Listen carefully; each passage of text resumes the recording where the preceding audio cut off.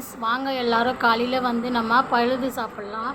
நம்ம என்ன தான் வீட்டில் நைட்டு தண்ணி ஊற்றி வச்சு காலைல நம்ம வீட்டில் சாப்பிட்ற பழுதுக்கு ஈடாகாதுங்க.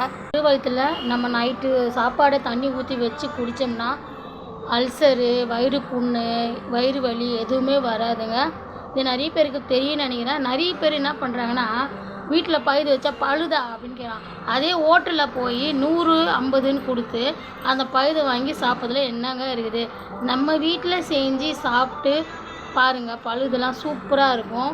காலையில் வந்து அந்த நீர் ஆகாரன்னு வாங்கினா அதை குடிச்சிங்கனாவே போதும், நம்மளுக்கு எந்த நோவும் வராது.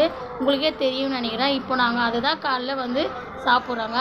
வாங்க பாருங்கள், நைட்டே நான் சாப்பாடை போட்டு தண்ணி ஊற்றி வச்சுருந்தேன். அதுக்கு வந்து எங்கள் அம்மாவே தாளித்து கொடுத்தா மாங்காய் ஊறுகாங்க. பாருங்க, வாங்குங்க எல்லோரும் நம்ம காலையில் பழுது ஊறுகாய், மாங்காய் ஊறுகாய் சூப்பராக இருக்கும். உங்களுக்கு பிடிக்குன்னா மறக்காமல் ஒரு கமெண்ட் பண்ணுங்கள்.